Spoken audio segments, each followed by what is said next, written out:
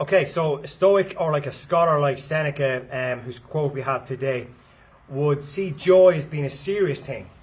Okay, so for if we think of these people back in the day, they were serious. They were had a pen out with a feather in it. And they were writing, and they were all into meditations, and it was all serious stuff with them, and they were boring people, and they just wrote and meditated, and I did no joy, did no fun in their life, did no cheer and goodwill. But it's quite the opposite for them, because they had a calmness, a self-awareness, a deep state of joy inside, which is serious. It's a serious thing to have that state of joy when you look at it properly. Now, we kind of throw the word joy around quite a lot, where it's a joyous occasion, okay, or such a person is a joy to be around, or this is joyful, and joy is only a short-lived cheer. And I'll give you an example, because I find this quite a lot at birthday parties or surprise parties there. And at the end of it, they all go like, 3 cheers for such a body, and it's hip hip hooray, hip hip hooray, hip hip hooray, and then it's, whoa. And no one has a fucking clue what to do then. There's a nervous laughter, ha ha, and that's it then. The occasion's over. The joy is short-lived, because everybody has what's going on inside them to deal with. So, like, I'm sure you all know, and I've mentioned before in one of my videos about a good friend of mine who unfortunately took his own life. And to me at the time, he was this bubbly person, full of joy. The smile in the face, the banter, the laugh, the bit of crack. And obviously inside he had stuff going on, which wasn't dealt with, unfortunately. Now, we all know that a person who goes around and is all yay and smiley, but we don't know what's going on deep inside them. We can't say, make us happy. Why do you think make us happy? Because he goes around with a smile on his face all day. He laughs and he tells a joke. That doesn't mean he's fucking happy. Mick could be wearing that mask that I mentioned in most of my videos. We get up in the morning and we stick on that mask and off we go, and we show up. We show up for people, but we don't show up for ourselves.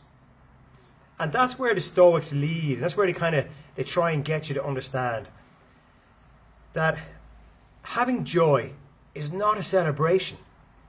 It's not going whoopee-doo. I'm happy. Yes, let's have a party. That's not the true state of happiness or joy. The true state of happiness or joy is having a duty to yourself and to others. It's being able to impact others in a positive way. It's having an understanding of what's going on in here and in here. That's the real happiness. And we've often seen these people who are a bit somber, kind of calm, a bit chilled out, quirky, kind of cool, not too sure, a weird uncle or one of those weird cousins where they're kind of just going around and it's like they don't have a bit of spark in them, and you're like, come on, let's get in with the occasion and cheer up. And it's quite possible they're fucking happy as it is. They don't need the candles, they don't need the fanfare, they don't need the fireworks. They don't have to put on a mask, because that's them. That's the person they are. They're happy within themselves. But because of society, because of having to show up every day, we try and poke the bear and say, come on, do something, be happy. They feel like saying, fuck off, pal. I'm happy in myself. You're the one that's not happy. You're going around there with a fake smile, a fake laugh, telling crap jokes. You're trying to be the life and soul of the party, but really inside are you happy? But people don't say these things. We hide. We hide from it. We hide from ourselves. We put on that superhero costume to go out and do our day. And we're dying inside. Absolutely dying inside. We have anxiety, we have depression. We can't breathe when we're talking to people, but we put on that cape and we'll get through today. And then we fall into the room at night time, we take off that superhero costume, and then we're back to fucking square one. We're back lying in the bed, wondering what it's all about, wondering why I'm here on the planet, wondering why I'm not good enough. Because we're not internally happy. We're not embracing change.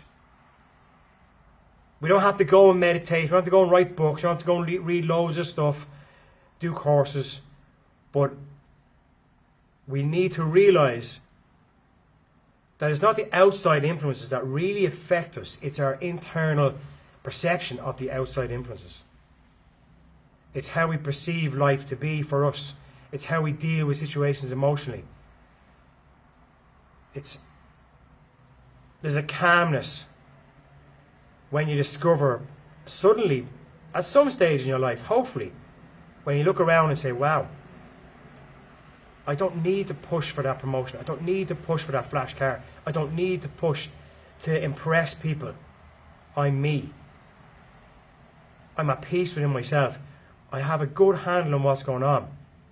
As I said, I think it was yesterday, every day is a bloody struggle. Every day, no matter who you are, it's a struggle. It doesn't matter whether you're a multimillionaire, whether you're a pop star, whether you're a movie star, a footballer, or you're working in the local garage. It doesn't matter who you are, every day is a struggle. But that first win is being awake, alive, Jesus. The second win is putting feet on the ground, getting out of bed. We could carry on all day with all these wins.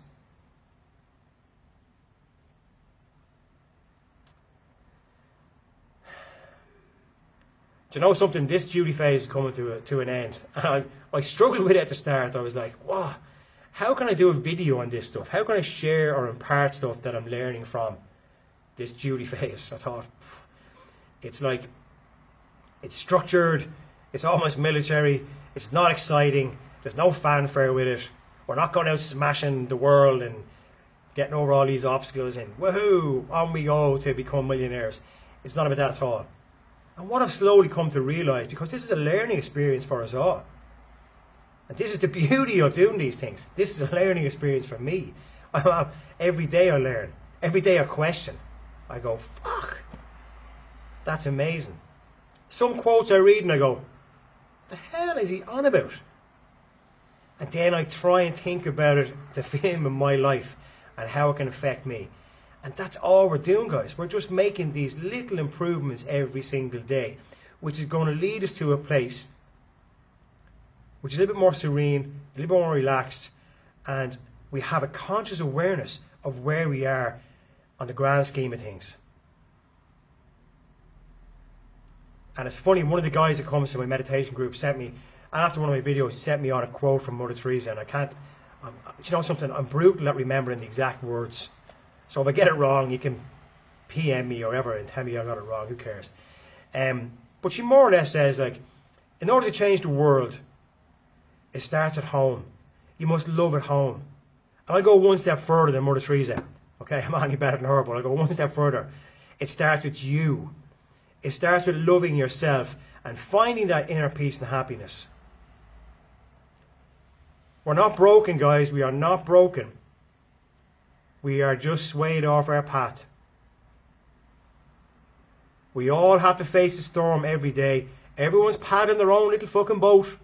Some have a battleship, granted, yeah, but most of us are in a boat and we're paddling away and we're struggling. So reach out for help, but start with yourself. Look inside internally. Take that moment to breathe. Jesus Christ.